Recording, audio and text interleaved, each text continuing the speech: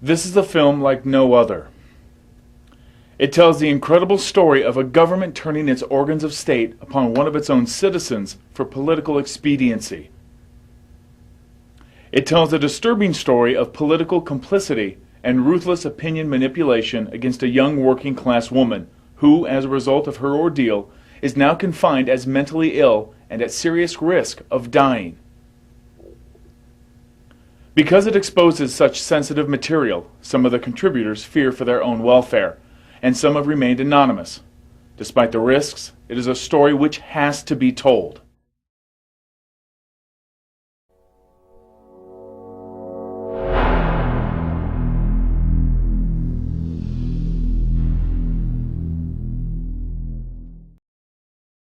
It is important to briefly set the scene.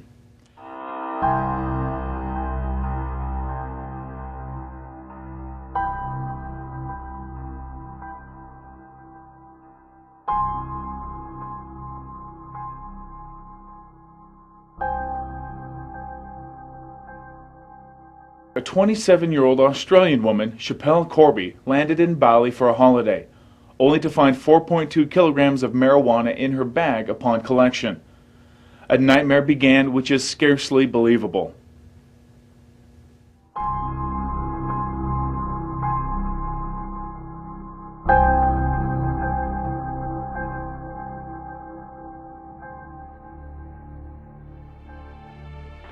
The value of marijuana in Indonesia is much lower than in Australia. There was no motive. Schapelle is a non-drug user with no criminal record. She tested negative for everything. They refused to weigh her luggage. If it was heavier than when she left, they would have had to release her. She was illegally interrogated for 9 hours. They refused to test the drugs for country of origin.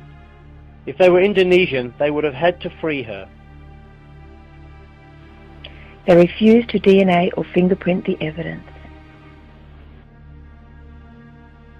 They refused to let her cross-examine customs officers. They presume guilt and not innocence, another breach of human rights. They refused to seize CCTV footage from the airport, even when Schapelle begged for it. They burned the evidence so it could never be used to free her. The judge had never acquitted anyone in 500 cases. They talked about sending a warning to other Australians, a clear political intervention. The 20-year sentence was more than murderers, rapists and terrorists often get. She will never have kids, never see them play, and will probably die in a filthy cell.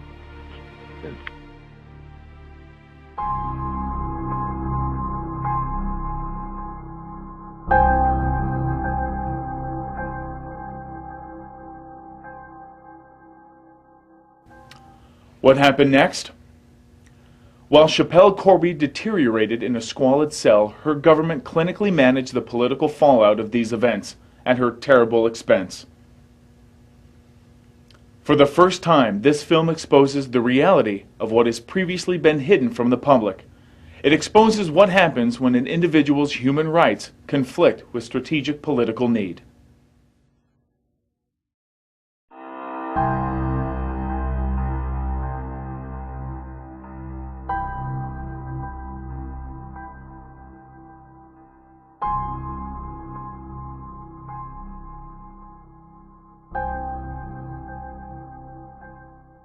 Governments sometimes have to take decisions based upon unfolding events.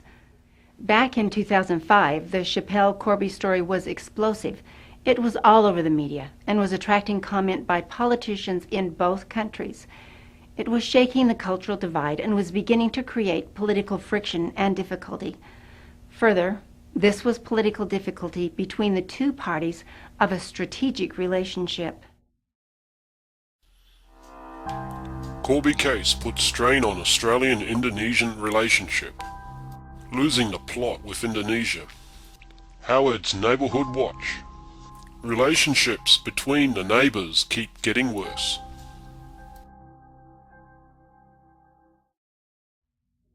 It is important to understand that Indonesia has the largest Muslim population in the world. Its relationship with the West is therefore of critical importance. Australia, by virtue of its geographical proximity, is the front line of that relationship. Australia's relationship with Indonesia is therefore of fundamental importance on the world stage. Yet here was a case involving a single young woman which was beginning to threaten that relationship, or at least cause increasing difficulty. There is absolutely no possibility that the case wasn't discussed by the Australian government. There can be no possibility that the government didn't discuss it and determine a position and policy on it. Not to do so would have been a blatant lack of due political diligence. The political hierarchy of Australia had to have a position and had to manage the case from a political perspective. I don't think that this can seriously be disputed. Will Corby be the splinter in the Oz-Indon relationship? Australia and Indonesia in mortal danger. Australia-Indonesia relationship under severe strain. A dangerous gulf between nations. Diplomats put on backlash alert. In terms of functionality, it would be the following. John Howard, the Prime Minister, Alexander Downer, the Foreign Affairs Minister, and Chris Ellison, Minister for Justice and Customs, who, of course, AFP Commissioner Keelty reported to. Those are the holders of the roles you would expect to be involved. Obviously, there would probably be others, too. Regardless, the outcome of the internal political debates which took place is clear enough. The government prioritized the strategic relationship with Indonesia ahead of Schapelle Corby and her human rights. At a purely political level, that is, of course, understandable. At an ethical, moral, and human level, it is frankly appalling. In the case of Schapelle, it was decided early on by our government that in order not to offend Indonesia, in order to appease Indonesia, that they were willing to sacrifice an Australian citizen for the sake of political expediency.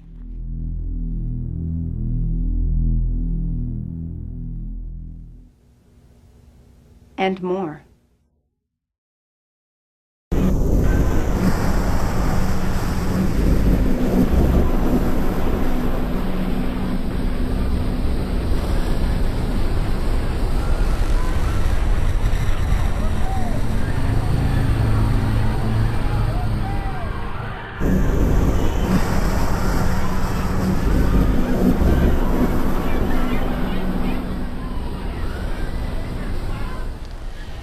The Schapelle Corby case arose just 2 years post 9/11. The impact of public focus on the huge-scale criminality at Australian airports would have created serious problems for the Australian government and its ministers. The impact of focus on the huge-scale criminality at Australian airports would have caused serious problems for commercial interests such as Qantas and the Sydney Airport Corporation Limited. An innocent Schapelle Corby would have created this focus.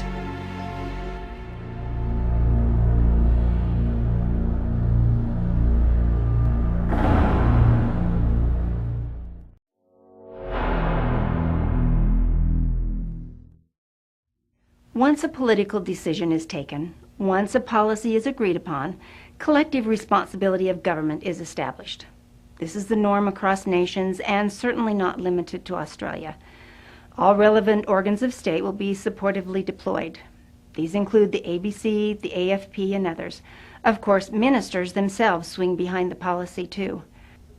Once a political decision is taken, once a policy is determined, the organs of state are used to implement it. The heads of government agencies, like the AFP, report to politicians. Politicians create the national policies and set the agenda for the organs of state. This is entirely normal.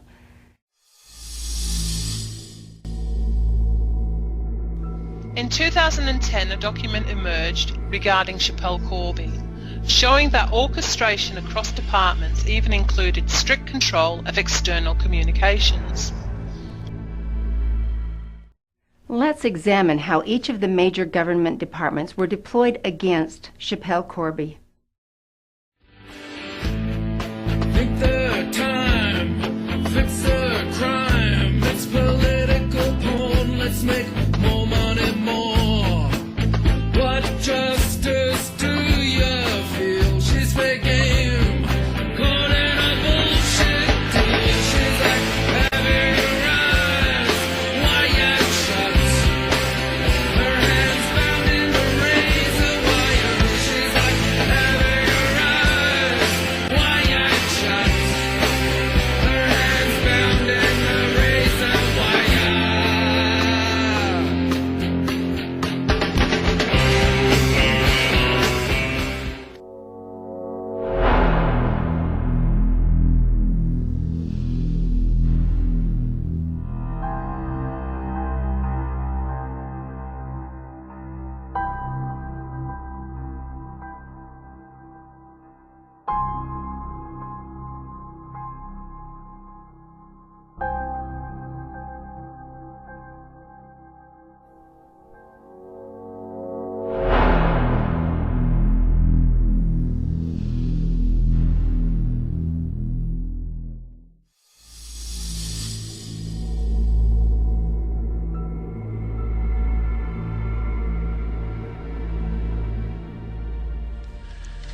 When Schapelle Corby's lawyers pressed for information, Qantas Airways provided the total weights of her bags.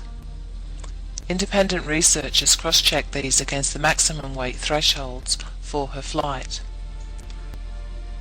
Schapelle Corby's bags were found to be 5 kilos overweight on the Qantas system, but she had checked them in underweight. No excess charge had been levied. According to the records, 5 kilos have been added to her official weight after check-in.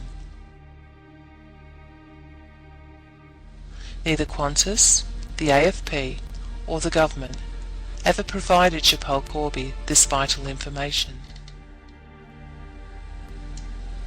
Hidden World Films informed her family in 2011.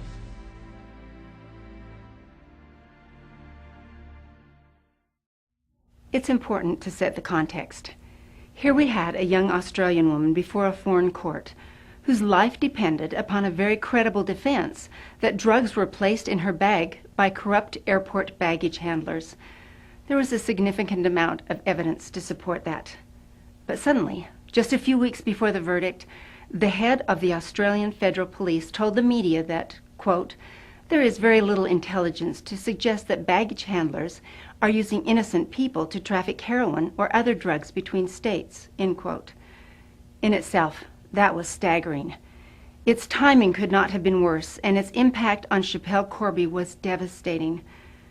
The president of Law Council of Australia himself felt moved to comment on this. Quote, "It was potentially damaging to the Corby defense, as it will no doubt be transmitted to Bali," end quote, with Schapelle Corby's lawyer referring to it as, quote, "an absolute disgrace," end quote.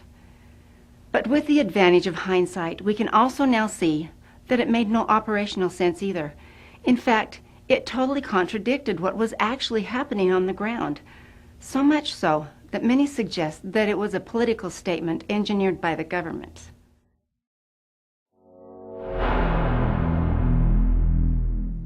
For a start, the AFP, via an operation known as Operation Mocha, were actually in the process of investigating the very thing which Schapelle Corby's lawyer was suggesting. Former head of Australian Federal Police anti-organised crime operations, Ray Cooper, revealed that it was well known amongst his colleagues that unwitting passengers were regularly used as mules to traffic narcotics. Police were linked to those operations. There were narcotics, particularly cannabis, being moved from airport to airport by syndicates, and the baggage handlers were playing a key role in it. These dates, investigators revealed of the Operation Mocha drug bust, were based on the work rosters of the corrupt baggage handlers at Sydney Airport. That very exact same day, Schapelle Corby flew from Brisbane to Sydney, then on to Bali. 4.2 kilograms of cannabis were discovered in her boogie board bag at Ngurah Airport, Bali.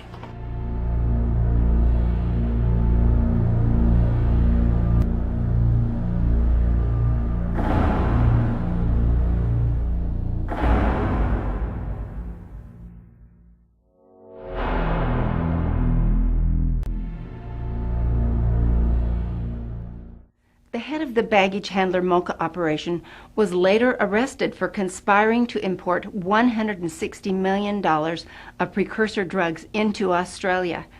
So we also appear to have corrupt police on the scene, another development for which the parameters and boundaries were unknown.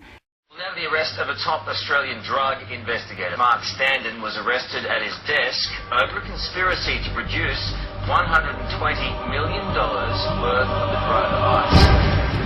Huge amounts of money, huge amounts of drugs. I've been told repeatedly since the mid-1970s, began with the Stewart Royal Commission and other Royal Commissions, that the Narcotics Bureau of that time had permeated mainstream policing and the federal police. But this is a two-pronged problem. It's one about the State Crime Commission, but it's also a problem about the Australian Federal Police. Why has this been able to happen without the public knowing? Well, you'd have to ask your media colleagues that, because there's been no shortage of attempts to let the media know. There's been no shortage of information. This was one of the biggest drug-related operations in the history of Australian policing, and Mr. Keelty was well aware of it when he made that statement. He must also have been aware that the full parameters and boundaries of the airport drug syndication ring were unknown. So even at this level, his statement surely verges on the ridiculous from an operational perspective.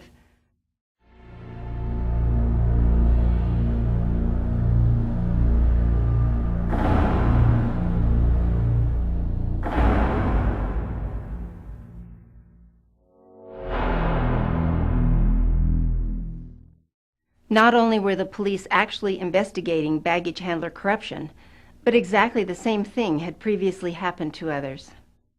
Corby's defence team claimed there were baggage handlers at both Sydney and Brisbane airports smuggling drugs. But the federal police completely dismissed the accusations. Then came the bombshell. The same thing had happened before. But this Melbourne couple were lucky enough not to be searched by Indonesian customs. In June 1997, 8 years ago, Dee and Steve were unpacking after their flight to Bali when they were stunned to find a large block of compressed marijuana in their luggage. When we got to the motel room, my wife opened up the case, yelled out my name. I turned around and she had a package of marijuana in her hands, probably similar to the size of a loaf of bread. Just a big plastic bag, and it was all quite firm and packed. The Melbourne couple reported their find to an Australian consulate official in Bali, and his response left them stunned. Give him the bad news. He goes, well, you get caught with that, mate, and you'll be eating nosy goring for the rest of your life in jail. And he suggested that I just flush it down the toilet, flush the whole lot down the toilet, get it out of my possession, and don't go to the authorities under any circumstances at all. And their call was confirmed by the Australian consulate last week, after their story became public.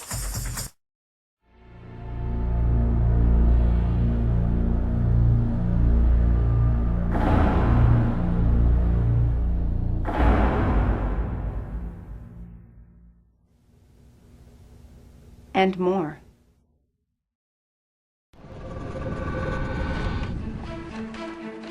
Alan Kessing never wanted to speak out about anything until he wrote a report damning the security at Sydney Airport. When the report was leaked, the damage went all the way to the top. Alan Kessing, bag packed, ready to go to jail for leaking a confidential report about slack security at Sydney Airport. It all began when, as a top customs investigator, he was selected to research dangerous holes in security at Sydney's airports. But 2 years later, when Kessing's confidential reports were leaked to the media, he was charged and tried. Found guilty of whistleblowing, Kessing was convicted under the notorious Commonwealth Crimes Act. Drafted in the overwrought era at the start of World War I to prevent the release of secret information, the Crimes Act still operates in the same way today.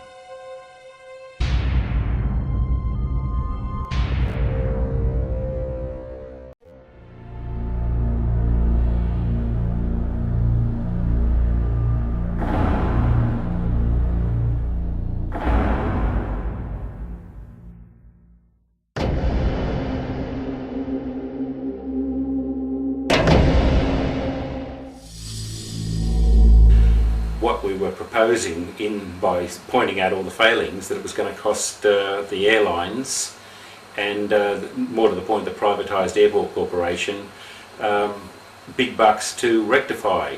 Now the point about it is that the rectifications would merely have brought them in line with the requirements of the Customs Act, but nonetheless they were rejected purely for commercial reasons, and we were told that straight out. When I first heard of my reports being leaked 2.5 years after I wrote them, my first thought was, I think that was 31st of May, and unfortunately Schapelle would have been convicted on the 27th of May of 2005. My first thought was, somebody obviously had this story. Why didn't they publish the story whilst the trial was still going on?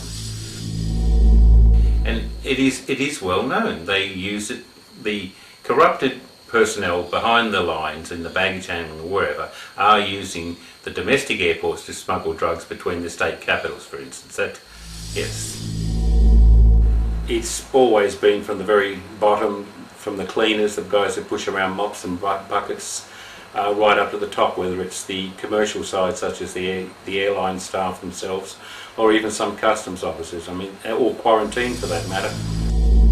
But when I came back on duty in 2005, and when Schapelle Corby was on trial, and those officers who hadn't already resigned were absolutely consumed with anger, there's no other word for it, sheer fury, that reports that we had submitted to point out exactly these vulnerabilities had now resulted in this, which we warned against over and over and over. It's just a disgrace from beginning to end, the fact that this information was well known to customs officers and AFP for years, as is demonstrated by the occasional busts reported in the media in the late part of 2004 and the early part of 2005, showing imports of drugs using corrupt handlers or corrupt staff at the airport, and yet you can make a statement like that when somebody's life was in the balance over in Bali. It's just outrageous. If the Australian authorities had acknowledged to the Balinese court that there was significant doubt about the case, if they had simply admitted that the airport was full of holes, that baggage handlers were notoriously corrupt, as had been shown time and again in the previous months and even the previous year of drug importations using corrupt handlers, it must have cast massive doubt on any absurd notion that she was guilty. It could not have possibly have sustained a conviction with this knowledge. But the really awful thing about it is that if my reports had been acted upon when they were written 2 years previously, this situation should never have arisen. But the mere fact that these reports were suppressed for the worst of reasons, the cost to commercial entities, and somebody is paying for it basically with their life and their sanity now, is an absolute outrage.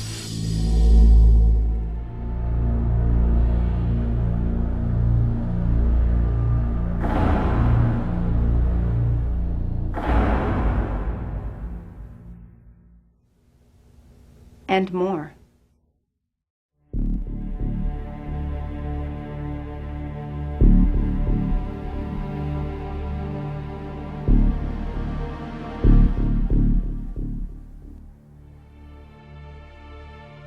Gary Lee Rogers was a police officer who became a high-profile whistleblower when he alleged drug running at Sydney Airport and corruption within the AFP.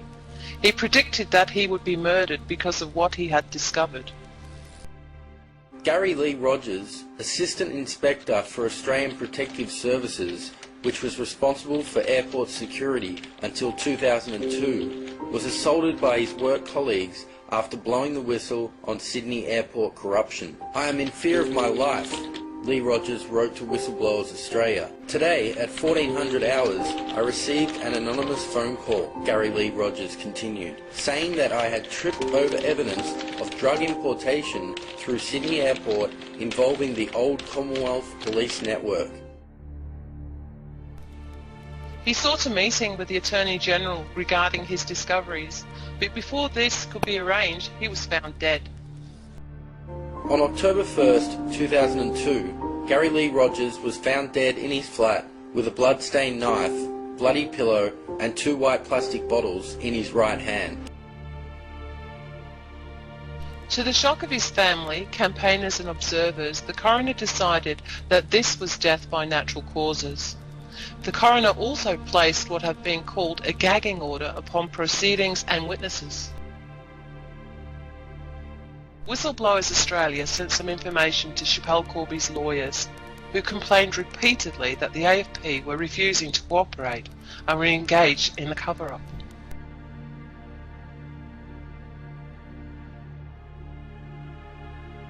Whistleblowers Australia directly referred to Commissioner Kelty's apparent hostility.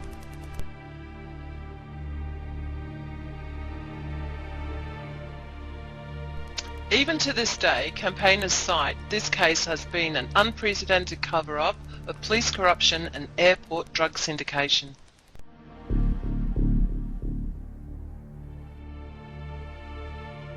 Then there are the Ray Cooper revelations. Former head of Australian Federal Police anti-organised crime operations, Ray Cooper, revealed that it was well known amongst his colleagues that unwitting passengers were regularly used as mules to traffic narcotics. Police were linked to those operations. There were narcotics, particularly cannabis, being moved from airport to airport by syndicates, and the baggage handlers were playing a key role in it.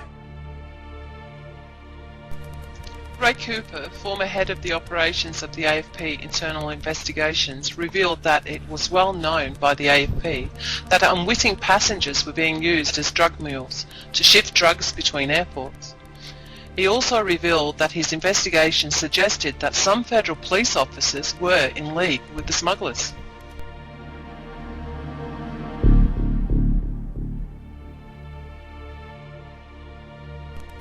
These are not isolated cases. There is also a long history of airport baggage handler drug syndication and AFP corruption. Wayne Seavers was a member of the unit at the time. You had theft of drugs, you had people running with criminals, you had prosecutions that were compromised, you had a range of corrupt activities. The most recent allegations of systemic corruption came from former federal detective Alan Tashak, who claims a long-standing cell of corrupt federal detectives has been ignored. He began an inquiry only to have it shut down and handed over to the Sydney office where corruption was endemic. Is to discredit the informants and cover up the AFP's activities in Sydney.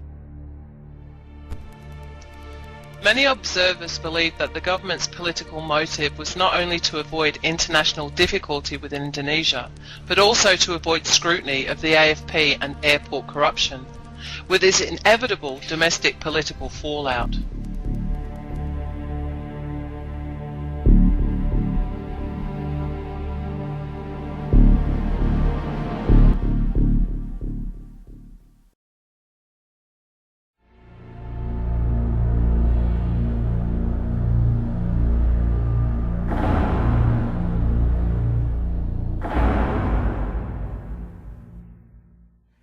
Commissioner Kelty's comments, which were devastating for Schapelle Corby, made no operational sense at all.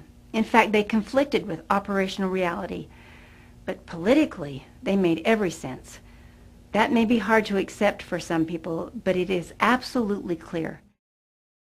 But there have also been cases where baggage handlers at Sydney Airport have been arrested for using, innocent human mules to carry drugs aboard for them.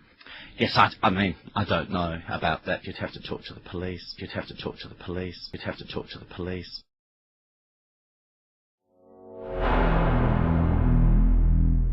And two other operational points on the AFP.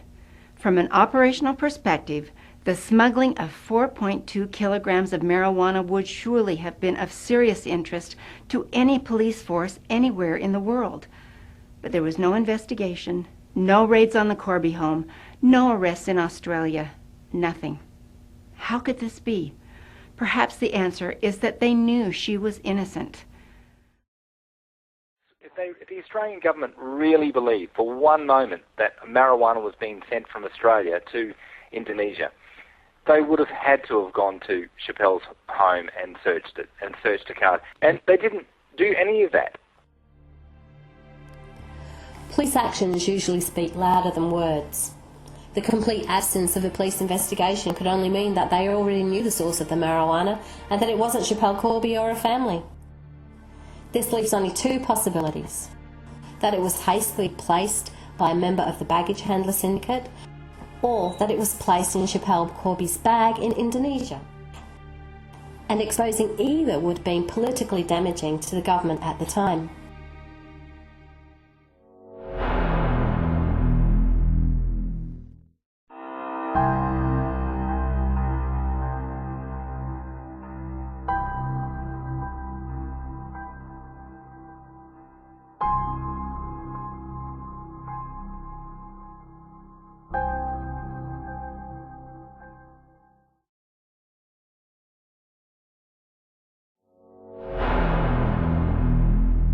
Then there are the missing CCTV tapes, which Schapelle Corby begged for, but which the AFP were unable to provide.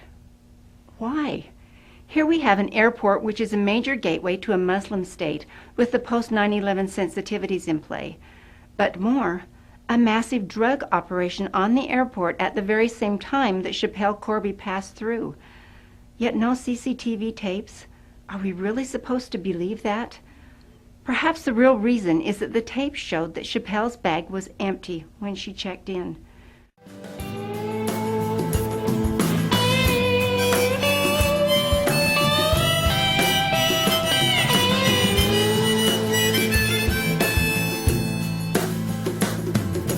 High-up officials, detectives of the force, they knew earlier on why the girl was going to court. Out of corrupt drug smuggling ring with an airport. And on the same day she flew overseas. But these so-called honorable men, they let the evidence flow in a breeze.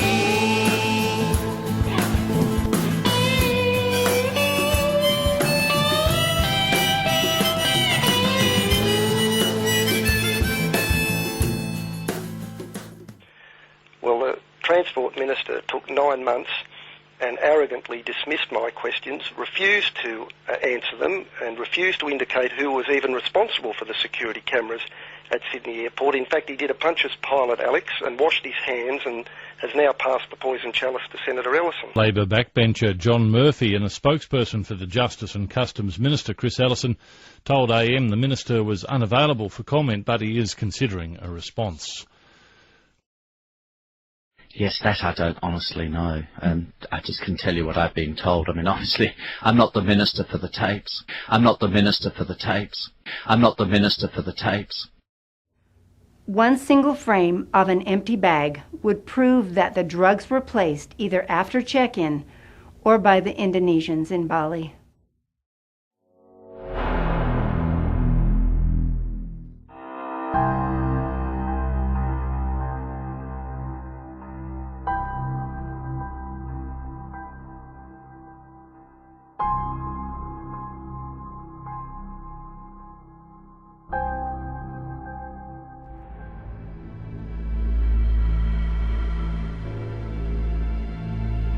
Any police agency in the world would have an interest in the source of 4.2 kilograms of marijuana.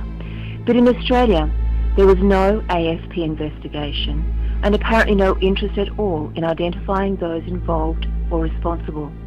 Perhaps they knew that any such investigations would prove Schapelle Corby's innocence. In contrast, the AFP was very interested in helping to seize the much-needed book royalties, launching a serious investigation and intensive surveillance operation. The operation was successful. Schapelle Corby's desperately needed funds were seized under proceeds of crime legislation.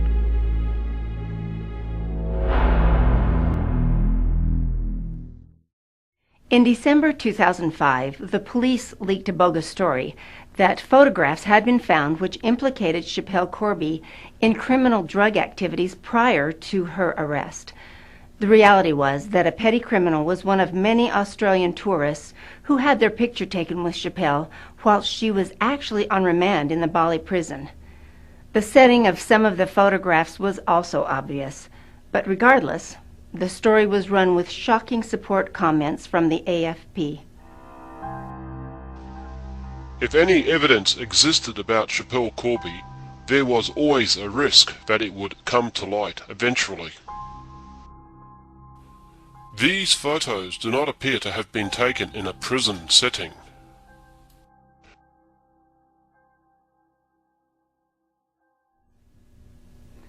The truth, however, eventually emerged.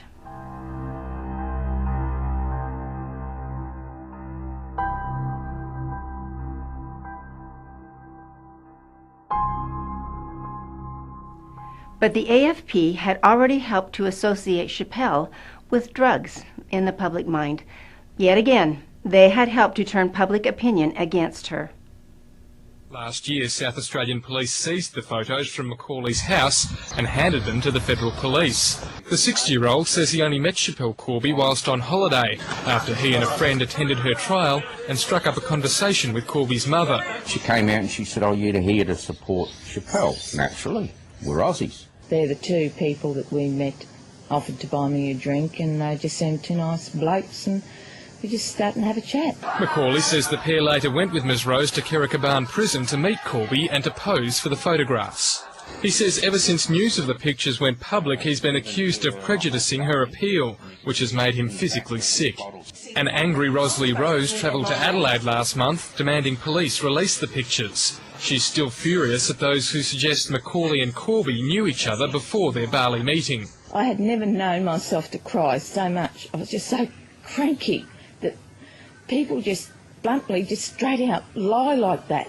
Both Macaulay and Ms Rose say the police knew where the photos were taken and should have revealed that publicly. The leak was also made during Schapelle Corby's appeal process and is considered to be a major contributory factor to her sentence being reinstated at 20 years.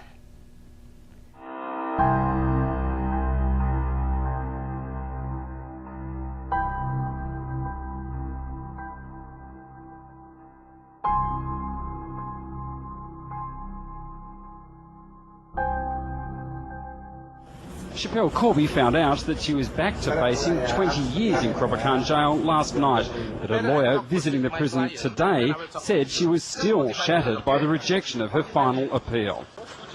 Both men blamed the Australian government and Federal Police Chief Mick Kelty for the appeal loss, saying that the emergence of photos showing Schapelle Corby with another accused drug trafficker had influenced the judges. No action was ever taken against any police officer as a result of this extremely damaging leak of false information.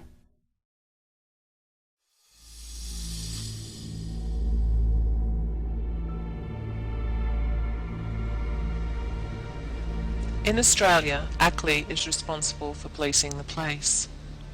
In 2010, a formal complaint was lodged by a member of the public against the AFP with respect to Schapelle Corby. Details of the exercise and the final report were obtained by Hidden World Films in 2011. The investigation was entirely bogus. It comprised of an ACLI operative creating a script developed with an AFP officer. Almost all of the details recorded in the tiny report were demonstrably false. It was signed off by a functionary who was at the heart of the Howard regime during the Schapelle Corby case in 2005.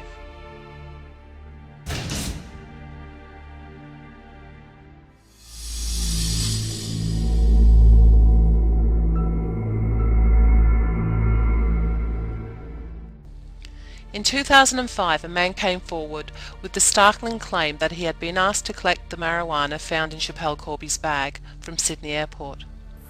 All I done is I was made the offer, I walked away and never got back in touch with him, and that was it. Someone else done the job, and unfortunately one of the bags was missed and ended up in her bag. There was no intentions for the drugs to go to Bali, and that's it, you know. The drugs were never meant for Bali. In a bizarre article, the Daily Telegraph broke this news, but the text under the headline discredited him with a series of unsubstantiated allegations. Mr. Moss began a legal battle against News Limited, which lasts to this day. He later initiated proceedings against the ABC. I know Schapelle Corby is suffering in prison in Bali. Technically, really, that has nothing to do with me. I turned around and came forward to tell about an offer that was made to me at the time of her arrest, and that's all. And I have been running these cases at my own cost, with my own losses. As I've said many, many, many times, criminals do not come forward and give themselves up. But this idiot has. In March 2012, the Expendable project obtained minutes from a meeting of the New South Wales Crime Commission.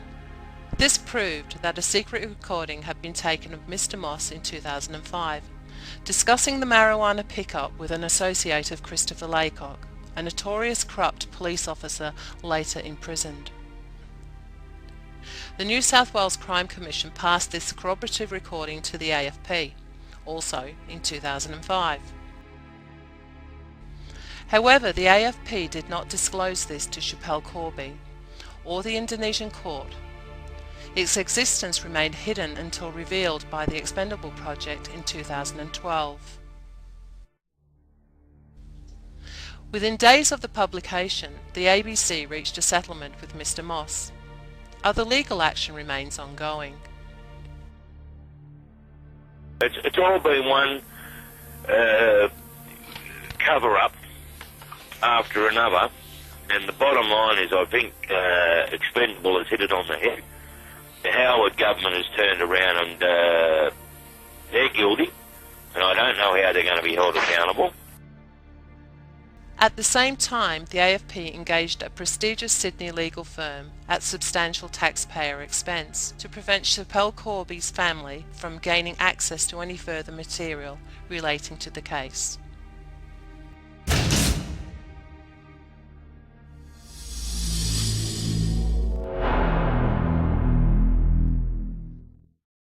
Both the lack of the AFP investigation into the source of the marijuana and the missing CCTV footage clearly indicate the innocence of Schapelle Corby. Whether the marijuana was placed by baggage handlers or by the Indonesians in Bali, the political implication is huge.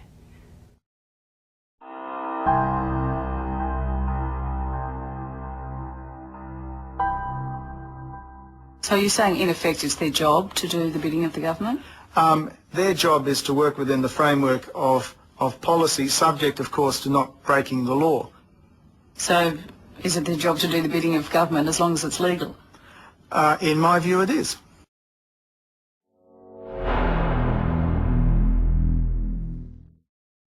We have hugely damaging and ridiculous statements. We have missing evidence. We have repeated failures to investigate. We have leaking of false information to the media. We have failure to help her defense team when requested, and so much more. Given the sheer volume, it is hard to see how this could be considered to be anything other than a political campaign against a citizen in desperate need of help.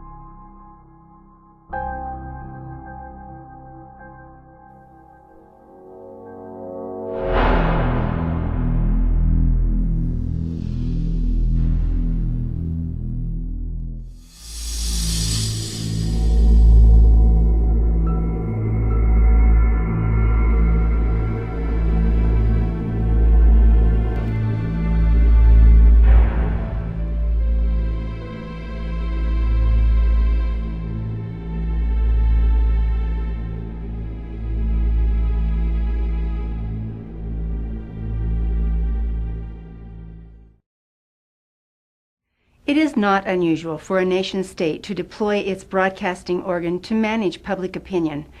This can range from subtle suggestion to blatant propaganda. Use of the Australian Broadcasting Corporation to manage opinion against Schapelle Corby to support the government position regarding its relationship with Indonesia therefore follows a well-established pattern. It embraces not only news output, but also culture and entertainment and guidance of commercial media channels. When the government and the press all tells they can change the situation, can affect the way you feel today. It's called public manipulation. They can smear the facts while they change their hats and become the latest fashion. It's a real slick trick, but we're onto it. Now it's time to take some action.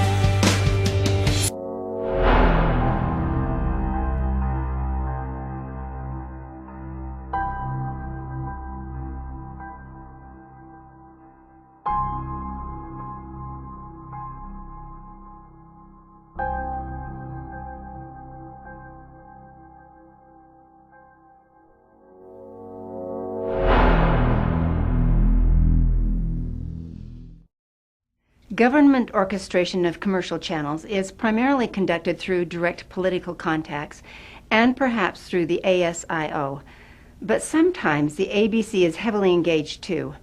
A number of established techniques have been employed, with one of the most obvious being the use of its Media Watch broadcast.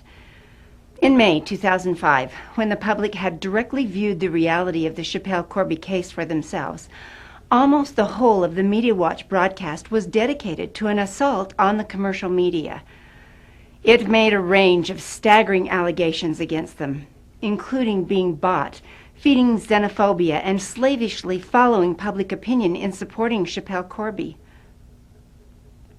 It even defended the foreign system which had so clearly abused Schapelle Corby's human rights. The message to the commercial media could not have been more clear. The requisite nature of future reporting could not have been more clearly indicated.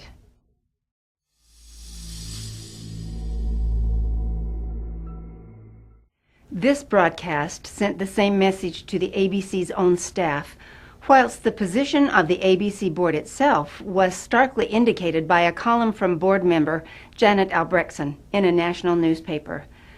She defended the Indonesian regime and even wrote of Australians, quote, overdosing on compassion, unquote, in a shockingly hostile article.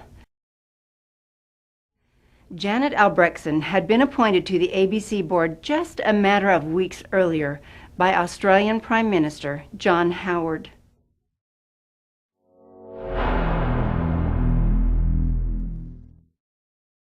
Another tried and trusted method to influence opinion is through humor and entertainment.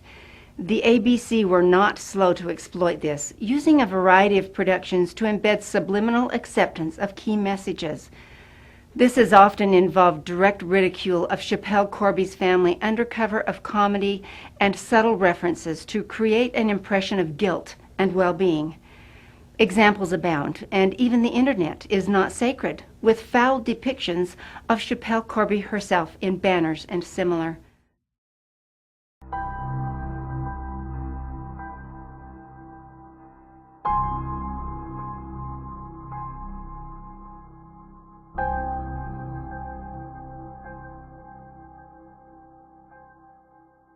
Today, tonight are on Jodie's side. And the current affair are on Mercedes' side. And to represent these two, we've chosen these cheap, dim-witted dogs.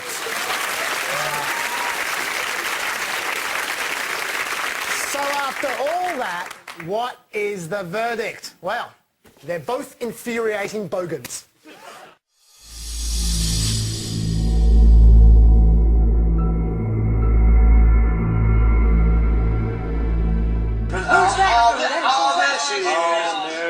Queen of the Bogans.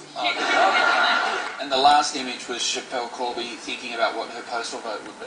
The biggest one was when she got the Senate paper, she tried to make a rollie. Bag of weed, okay, 4-kilo bag of loot. Number 2, how can we make Schapelle Corby feel better? Oh, is she a bit blue? She is. She wants to come home. The Prime Minister should be helping. He's not. She is in prison. It does go with the territory, doesn't it? That's true. Maybe we could smuggle in a bong.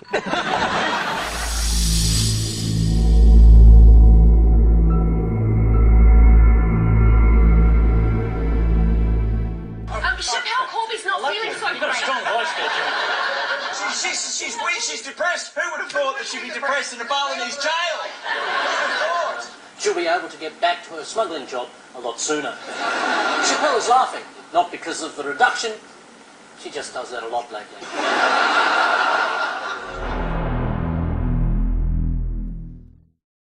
A common method to influence public opinion is, of course, through news management. At the ABC, this has involved extremely hostile and aggressive interviewing of Schapelle Corby's family. While I have you on the phone, though, can I just get some of your other stories have been really factually wrong. I just don't believe you at all. I think you're just letting them say whatever they like without investigating. And it's really damaging. I just don't believe you for a second. I think you're a liar. Well, Schapelle, At the end of the day, Schapelle is in a final appeal, and things like this that are wrong. yeah, and you guys are all lying. At the end of the day, you're just lying. And Excuse me? and ultimately, you guys are responsible for her situation. Excuse me, how dare you? And intrusive research into her dying father under cover of other stories. The failed attempts to taint Schapelle Corby's dying father with drug association were relentless and grossly intrusive. Here a reporter suggests that he is merely researching Mr. Corby for a piece on the Navy.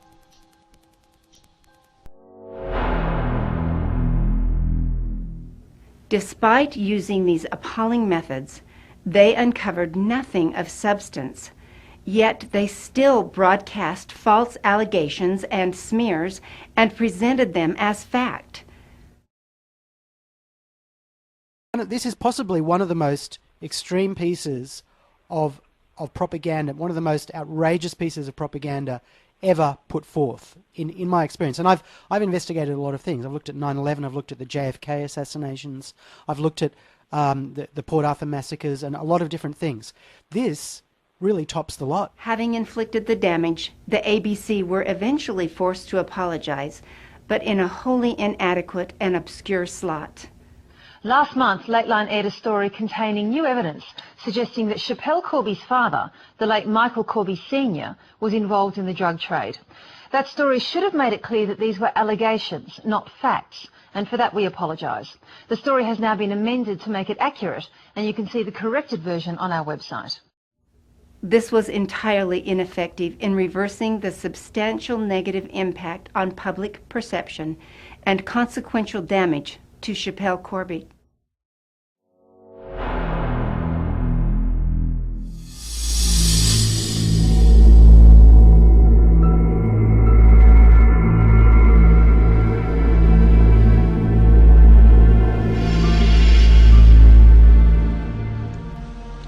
In Australia, dead men cannot sue. When Schapelle Corby's father died of cancer in January 2008, it opened the door to exploitation and fabrication on an unprecedented scale. Yet, every paid-for allegation, without exception, has been disproved. Even though the smears have been exposed, much of the Australian media continues to present them as credible. Australian corporations and individuals continue to derive substantial revenue from spinning them.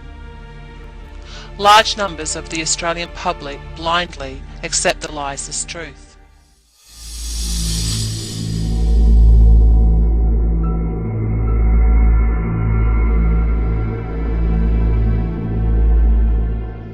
First, the conspiracy to ruin Schapelle and Mercedes Corby. And a TV program prepared to pay a small fortune for the privilege. It may be just showbiz and ratings again for Today Tonight, but it's real people they hurt. The Seven Network has been judge, jury and executioner, potentially damaging not only Schapelle's legal defences and future hopes for clemency, but defaming her sister Mercedes. After 4 weeks of hearings, Channel 7 and Today Tonight's outrageous claims have been exposed for what they are. A desperate grab for ratings at the expense of truth. I really hope that in future, Today Tonight, think hard before broadcasting attacks and lies about somebody. Never seen them smoke a joint? No.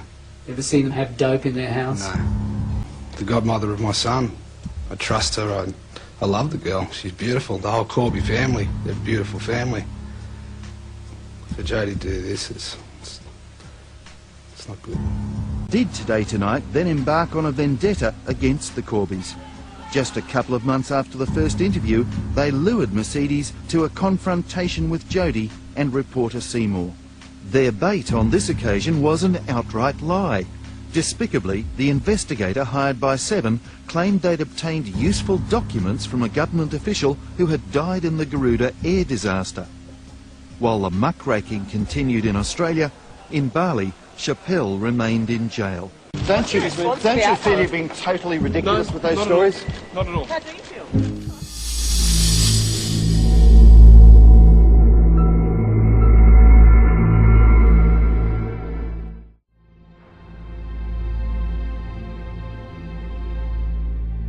They reported something on the 6 o'clock show, whatever, on the drive show, whatever it is, on the evening of on the ABC, and they did a rebuttal on it at 4 o'clock in the morning. Oh, really? They apologised for their story at 4 o'clock in the morning. Is that when they broadcast the apology? That's when they broadcast an apology. Yeah, one such apology. I forget exactly. Oh my God. The what they said, but they said it at 6 o'clock at night, and then they broadcast their apology at 4 in the morning.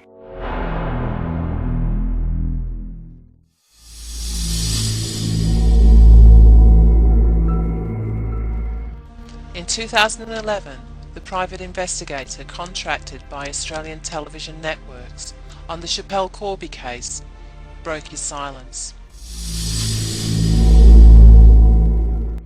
It is, and I believe that he was paid by several others as well. But they don't always pay directly. Quite often the payments are made via third parties, i.e. someone like ourselves. You know, we're instructed to make the payments. Yeah. And all of the networks were happy to throw lots of money at it, yeah. Oh, anything to do with the name Corby. But once again, we investigated that, spoke to many people, and there was no link between Macaulay and any of the Corbys whatsoever. Phone records were checked, dating back 8 years, and there is no way that Macaulay knew the Corbys. He's just lying. But none of them went anywhere. Not one single one. And we followed all of these. Yeah, and you guys were actually wanted as much dirt as you possibly could rake up on the Corbys, yet you still didn't strike pay dirt, as you would say. Exactly. When they were filming the Corbys, did they ever find anything that suggests the Corbys were involved in drug smuggling in their covert operations? No, never. Never? Never. There was nothing, and there was never one shred of evidence that ever came out that pointed us in the direction of drugs, Corbys, ever. You're telling me that you told the television station that Kim was telling lies, and they chose to ignore your advice and still ran with the story? That's correct, yes. I went into quite a bit of detail, and that was disregarded. I did caution them. I told them that Kim was telling lies. I was encouraged to forget that. How did you feel about that? Well, it compromises us to the people that we work with. All of a sudden they're saying, well, don't do your investigation properly, tell lies. And the hardest part with all these lies that they are telling is getting the media to print the truth. Why do you think they don't want to expose them? Is it because they actually created them? Look, that's a fair point. That is a fair statement, actually. I hadn't looked at it like that, because they've actually created them. and more.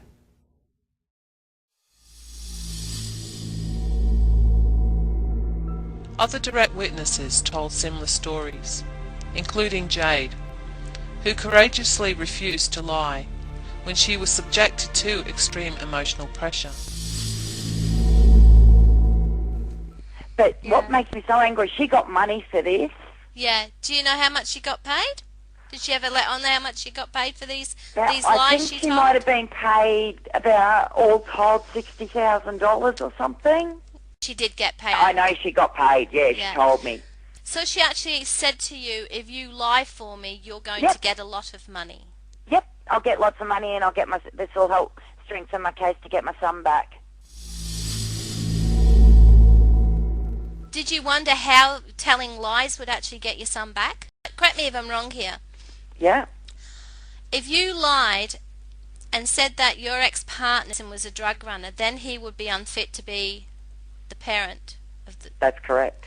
And then he would have been maybe charged, and then you would have got custody. Is that the emotional game they were playing? Yes. So that's You the hit correct. nail on That the is head, what love. they used as a bargaining chip for you.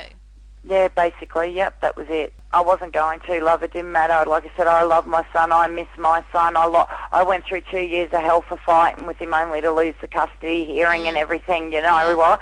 And as I said, I had 1,000,001 reasons to lie, but I wasn't going to. That wasn't the way to go about it. Yeah, what, destroy somebody else's life to get your own life That's on track? exactly right. That's exactly right. No. I tried to tell them that she was lying and not to use her, and they didn't listen. I had spoken to him, and in conversation, I told him that she was lying. And they didn't listen. They did not listen. And they ran the story? Yep, they went with the story anyway. And how did you feel about that? I was so angry, you know, and then I could have set the record straight, and I would have said it on camera, she's a liar. And then maybe Schapelle wouldn't be in jail. To this day, the same disproved fabrications and smears appear regularly.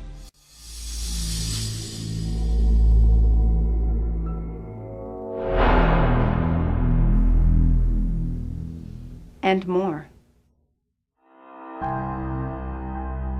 A common method to influence opinion is through repetitive use of damaging terminology. The ABC and the media in general consistently use the term convicted drug smuggler Schapelle Corby, with its dark connotations and endorsement of the shocking trial. Convicted drug smuggler Schapelle Corby. The convicted drug smuggler Schapelle Corby. Convicted drug smuggler Schapelle Corby has... Convicted Bali drug smuggler Schapelle Corby. Convicted drug smuggler Schapelle Corby. This is illustrated by searching Australian news sites on a variety of terms.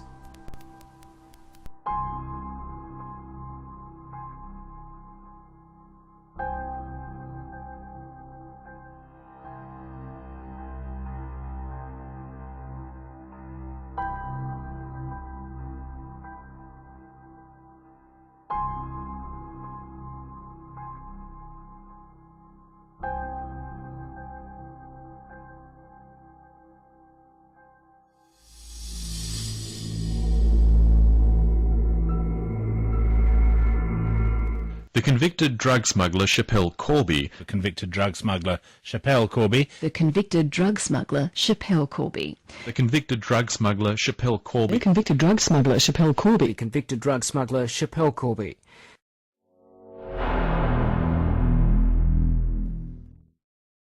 At the same time, the ABC has repeatedly censored news which might prove to be helpful to Schapelle Corby and which might engender public sympathy or support.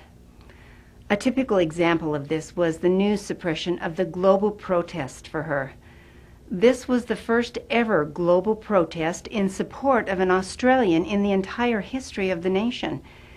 It was the first cyber-driven protest in history to end at the United Nations HQ. It was even accompanied by a groundbreaking video and presented to the UN by a pop singer. Yet, despite the massive volume of trivia and smear broadcast about Schapelle Corby over the years, It wasn't referenced by the ABC at all. Not even once. It was completely hidden from the public.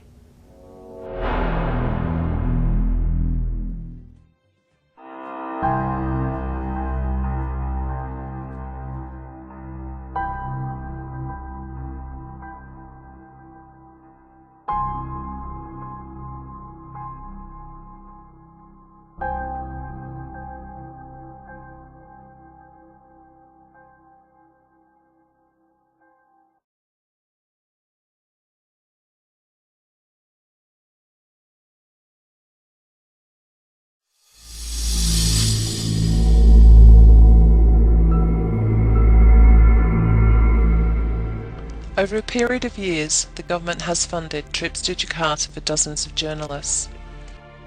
These have been referred to as indoctrination trips. Many have returned to produce extremely hostile stories on Schapelle Corby through the ABC, Fairfax Media and others.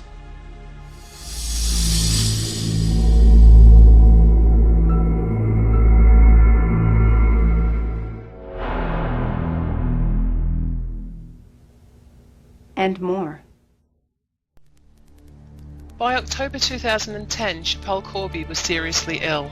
She is now helpless, hopeless, she feels useless, she feels alienated, she feels removed from the rest of humanity. She is in a situation where she could easily move forward to kill herself. She should be moved to a special hospital like the mental hospital. Why? Because she's mentally sick. A last-ditch humanitarian clemency appeal to the President of Indonesia was an effort to save her life.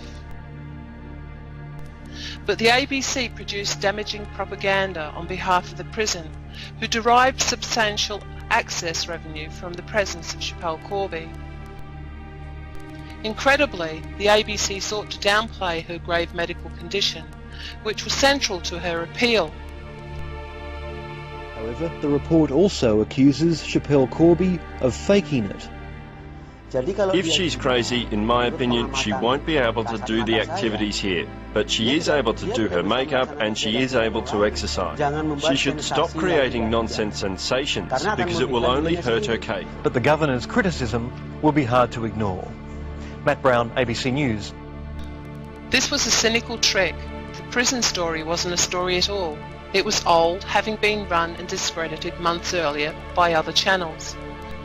But the ABC ran it as credible and as fresh news during a critical stage of the appeal.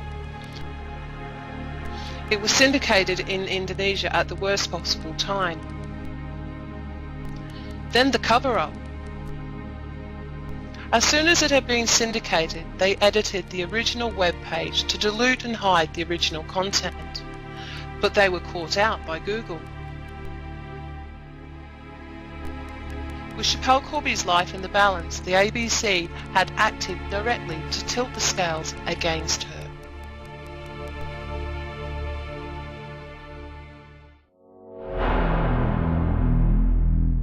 And the Australian media complaints procedure? This is limited to individual broadcast, which effectively prevents scrutiny of wider and serious issues. And of course, the Complaints Authority itself, a government agency.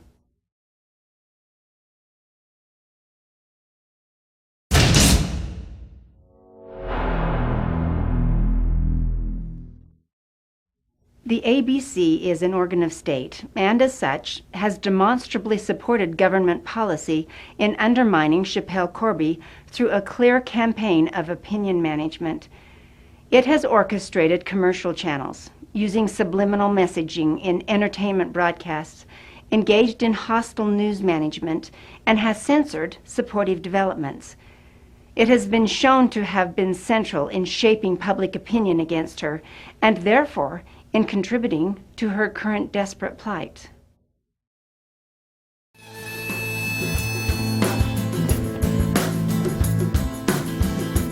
TV and the newspaper and the magazine play their higher volume sales game, while they ought to be ashamed for running down their nation's own. Prejudice to the chin,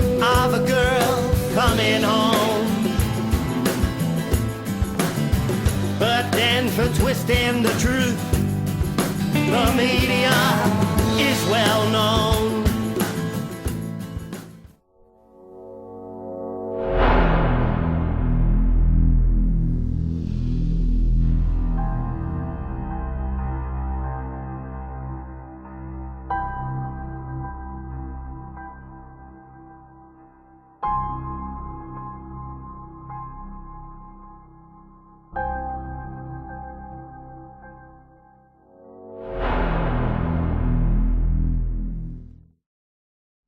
The deployment of the AFP and the ABC in support of the government's policy to prioritize its international relationship with Indonesia ahead of the welfare of Schapelle Corby could not be more clear. However, government policy is equally applied across all relevant departments and areas. This includes those less visible to the public. Despite having a lower profile, examples of this do sometimes manifest in the public arena. One example of this was the seizure of Schapelle Corby's book royalties. These were intended to meet her enormous legal costs, enable a legal challenge, and pay for her mother to continue to travel from Australia to visit her. Yet, incredibly, Schapelle Corby was deprived of these vital funds.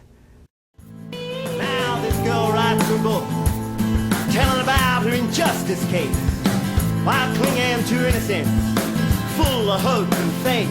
But our government's turned a deaf ear, saying, oh, it's just a proceed of crime.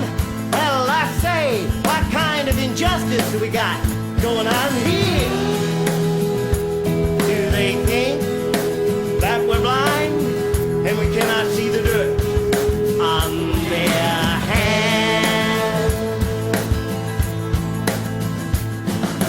Do they think they got the rights to play with strings like puppeteers? For the first time in Australian history, legal action was taken to seize book royalties under, quote, proceeds of crime, unquote, legislation.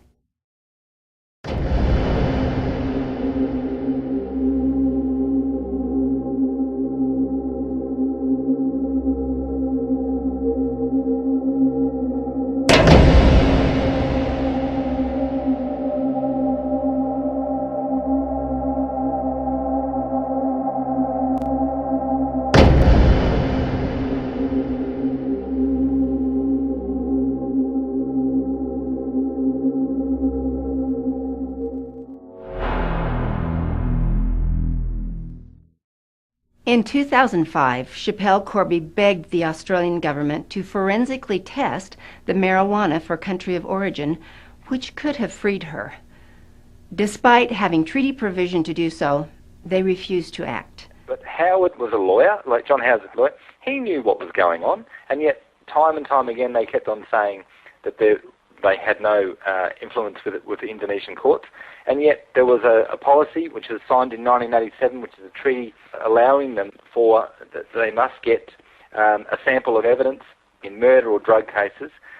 If they apply for it, then it must be given. And the Australian government kept on telling the Australian people that they couldn't interfere. Well, they weren't interfering. They had every right to. The AFP could have asked for a sample, and they had every right to ask for that sample of marijuana. Police turned it into a public bonfire, burning the items Corby was carrying when she was arrested in 2004. They included her boogie board bag and the 4.2 kilograms of marijuana customs officials found inside it. We don't have a chance anymore to bring this evidence to the court when there is extraordinary. The evidence was destroyed on the orders of the Supreme Court.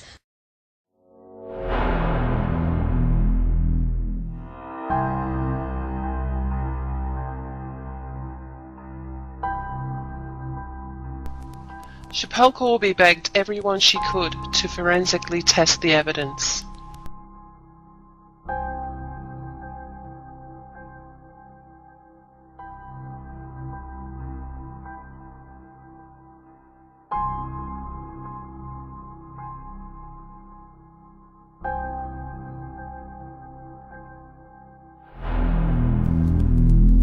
But the government later represented this reality entirely differently.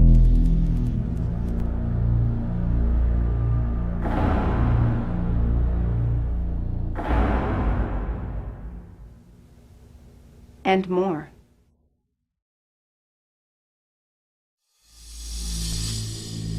The Freedom of Information Act is intended to allow citizens to have access to information in possession of their elected government. In 2009, a test request was made for information relating to the AFP's dealings with the Indonesian National Police with respect to Schapelle Corby. Having exhausted all means of delay, the AFP FOI team eventually provided blank page after blank page and admitted blatant censorship. However, the rationale provided for this censorship was revealing in itself.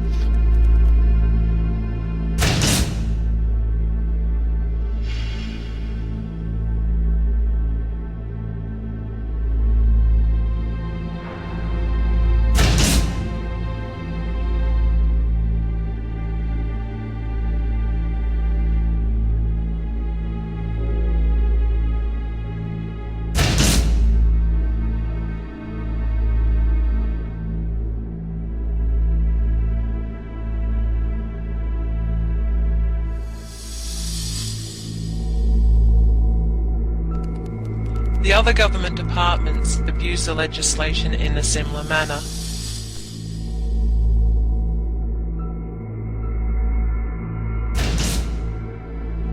The Department of Foreign Affairs and Trade,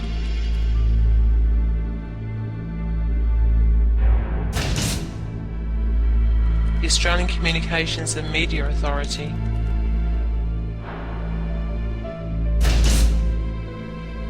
the Australian Broadcasting Corporation,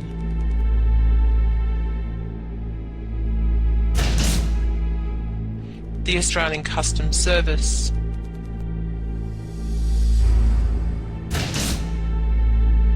the Director of Public Prosecutions,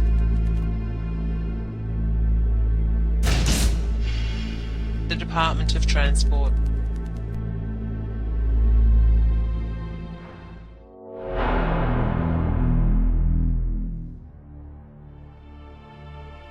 For the Australian government, Schapelle Corby's 2006 appeal presented another political hurdle.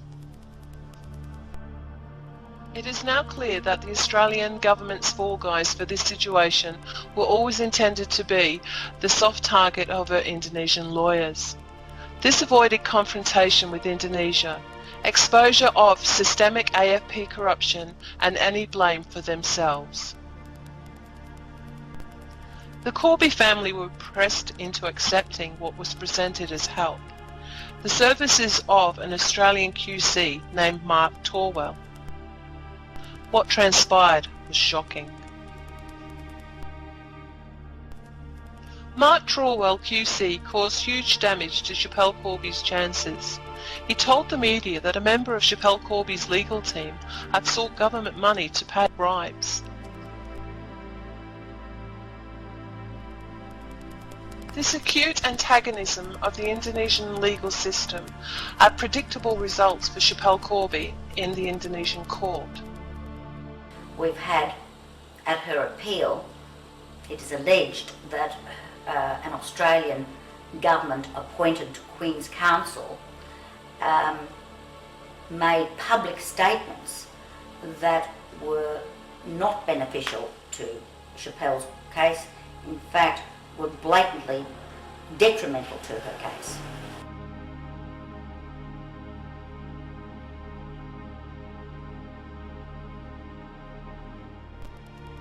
Mark Torwell is a past member of the West Australian Liberal Party and long-term friend of Chris Ellison, the Justice Minister. Torwell was later reprimanded by the State Administrative Tribunal for this appalling act, which, even had it been true, was a clear breach of client confidentiality. This mere reprimand by the establishment for such disturbing and serious misconduct was roundly condemned by many observers. For Schapelle Corby, once again, the consequences of someone else's actions were devastating. The government had again avoided scrutiny of AFP and airport corruption and destabilisation of its relationship with Indonesia.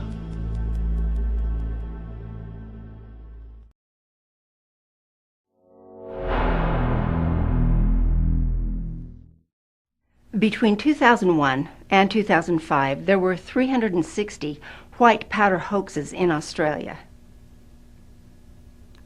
On average, that is one envelope containing harmless powder every few days. This commonplace type of incident attracted no or little comment from the government and little media interest. In June 2005, one such envelope arrived at the Indonesian embassy. The note in the envelope contained no reference at all to Schapelle Corby. It was even written in Bahasa and not English. The powder was basically flour. The government's reaction was staggering as they seized upon it instantly. Foreign Minister Alexander Downer referred to it during the afternoon as, quote, a biological agent, unquote, with Prime Minister Howard blaming, quote, murderous criminality, unquote, on Schapelle Corby supporters. At 6:35 p.m., an email from the National Manager of Intelligence with the Australian Federal Police advised the Minister for Justice that, quote, Gram bacilli is a commonly occurring bacteria, unquote, stating that there was no hard evidence that it was dangerous.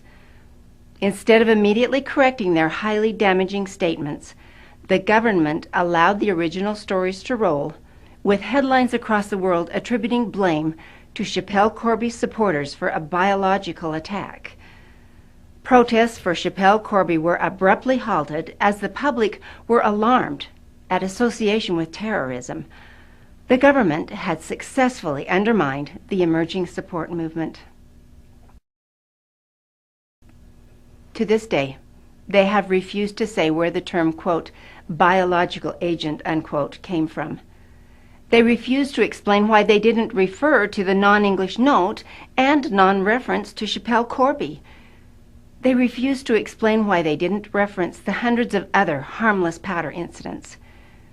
They have never explained why they allowed the false story to roll around the world when they could easily have corrected it at the outset.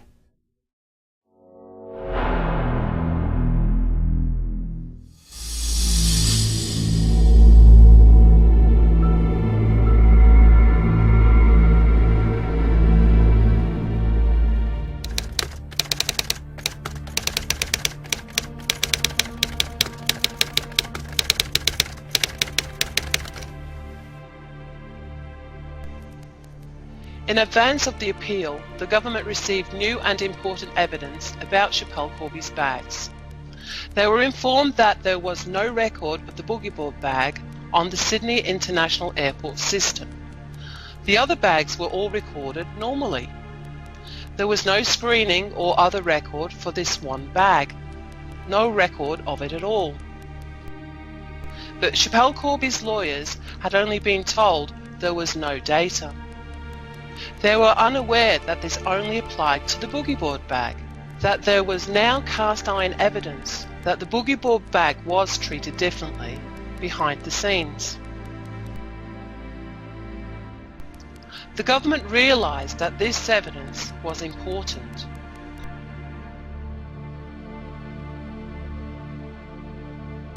They realised the implications.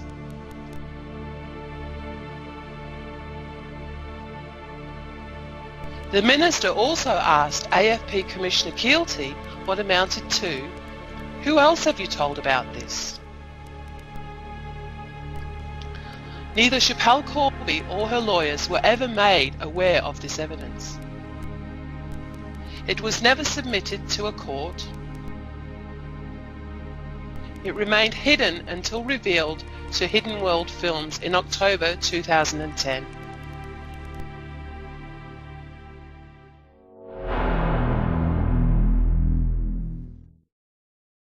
With so many government departments deployed, and on an issue as politically charged as this one, it is unlikely that ASIO, the Australian Security Intelligence Organisation, would not also be used.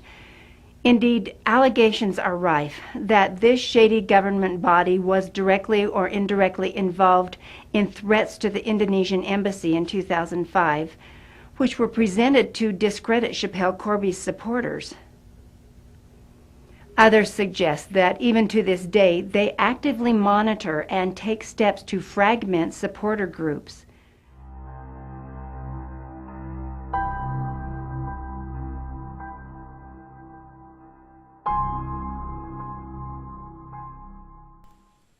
We monitor our access logs very carefully. Every day they take copies of the Women for Schapelle blog. Every day they hack it with Site Ripper software. Because of the political potential of the case, we have been designated as subversive and intensely managed. This has included electronic monitoring, group infiltration, internal group influence, and undermining of those supporter projects deemed to be of significant risk. Recently, we have seen pro-government counter-influence directed specifically at group members. The pattern of events is so clear that there is absolutely no doubt this has taken place, and it still does. Yet many people are completely oblivious to it. Schapelle Corby's supporter groups have been managed as intensively as terrorist cells. Despite the underground nature of their activities, there is an increasing body of evidence to suggest their long-term involvement in this case.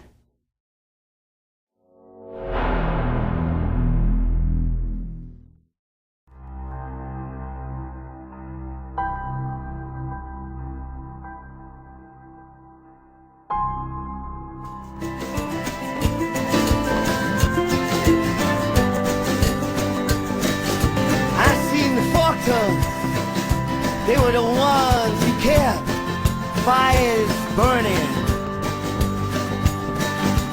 never acknowledging then that they were hurting. They're all blinded by dollar notes, agendas in their eyes. On behalf of the Corby family, I have many times made complaints to the Commonwealth Ombudsman regarding various government agencies. Throughout, the Ombudsman's Department have dodged, delayed, evaded. They have failed to take any of the complaints seriously.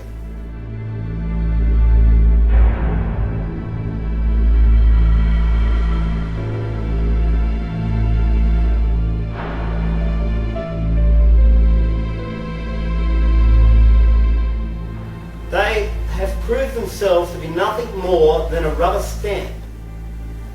It seems the Australian government and their departments are unaccountable for their actions and for what they've done to Schapelle Corby.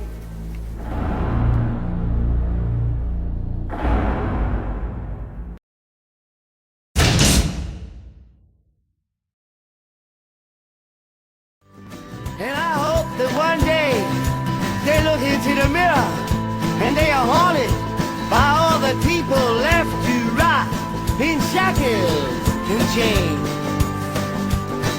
Yeah, some call them watchdogs. Ha! I call them useless, toothless, dogs of shame. Yes, they're all fork tongues, they're all useless, toothless, dogs of shame.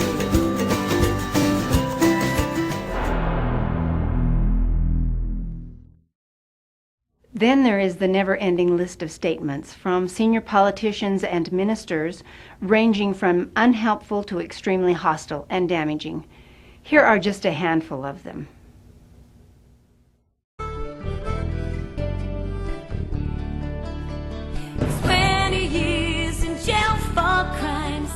No one will admit.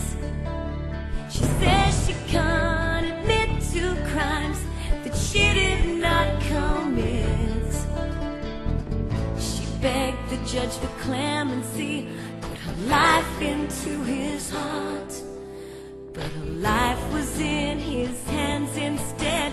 While she pled Sayatidak, Barcelona, be brave, Schapelle, be brave. Try to stay suffer is also very wrong. Keep fighting in that prison and keep your spirits high. We know that there will come a day when back home you will fly.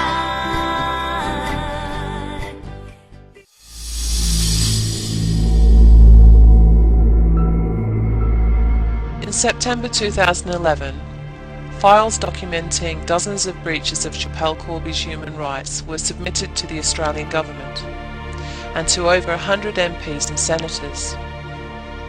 These included breaches at the Bali trial and current abuses in prison, such as forced display to the media for prison PR and for public curiosity, which would also flout the Geneva Convention in a war scenario. Not a single response was forthcoming.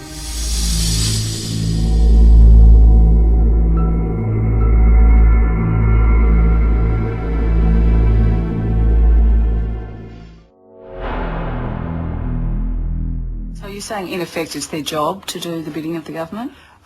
Their job is to work within the framework of policy, subject, of course, to not breaking the law. So is it their job to do the bidding of government as long as it's legal? In my view, it is. In my view, it is. In my view, it is. There can be no doubt that in 2005, the Australian government took the political decision to protect a political relationship at the terrible expense of Schapelle Corby. As with all government policies, all the organs of state were deployed to support it and were lined up directly against her. The effects on her have been devastating.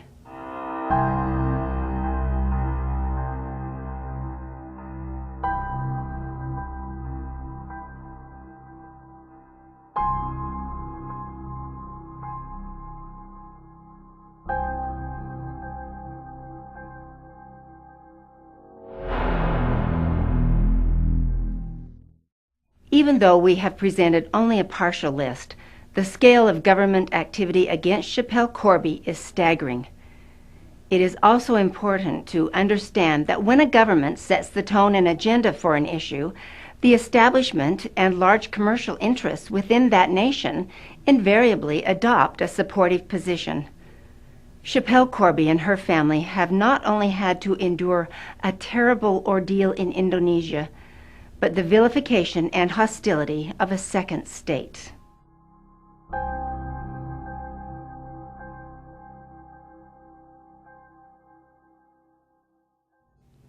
This shocking truth is finally starting to emerge. But with Schapelle Corby now suffering serious health issues, it may well come too late to save her life. Well, if you're the kind that feels unsure, why not sit alone and let the dingo call?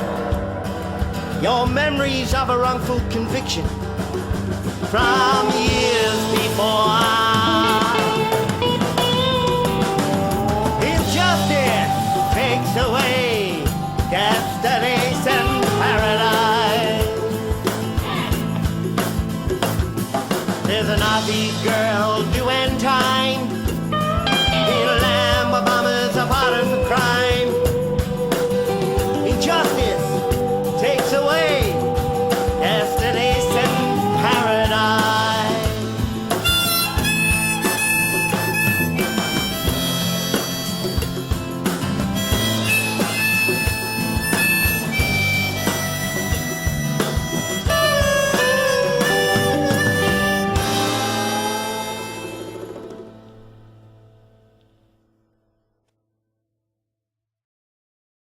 The moment people stop standing up to injustice, then it's all over. We might as well just, crawl back into the slime from whence we emerged.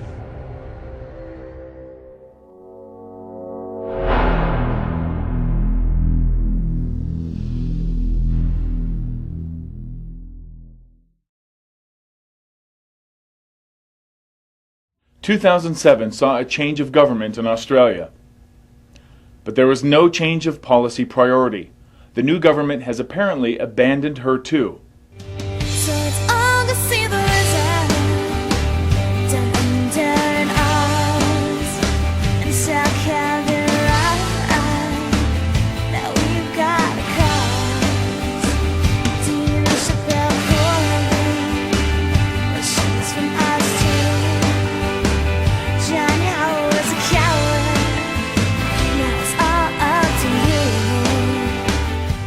police say they've lost patience with Kevin Rudd.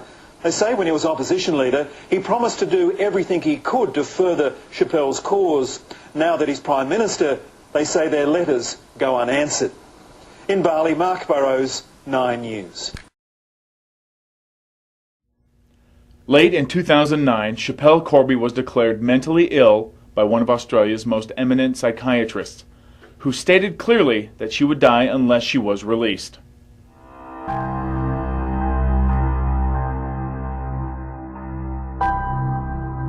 Dr. Jonathan Phillips, former president of the Psychiatrists Guild of Australia and New Zealand. She is now helpless, hopeless, she feels useless, she feels alienated, she feels removed from the rest of humanity. She is in a situation where she could easily move forward to kill herself. She should be moved to a special hospital like the mental hospital. Why? Because she's mentally sick.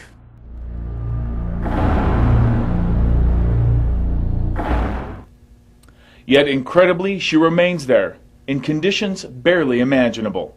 For nearly a week she's been treated for depression. The doctor wants her to be transferred to a psychiatric hospital because he says her mental state is so bad.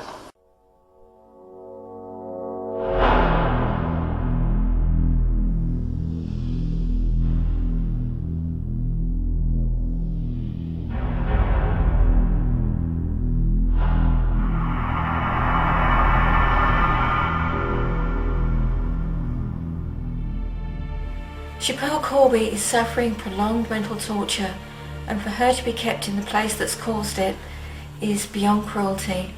Her life is in serious danger.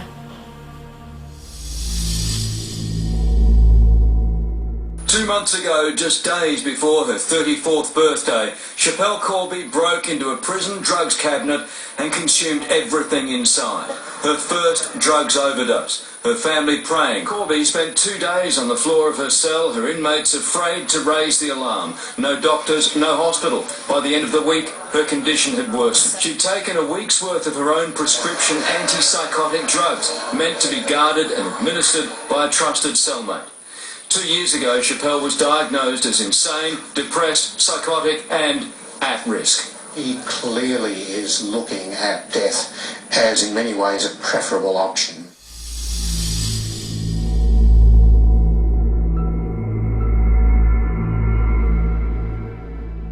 She is dying a slow, torturous death in squalor, devoid of human rights, and ignored by governments.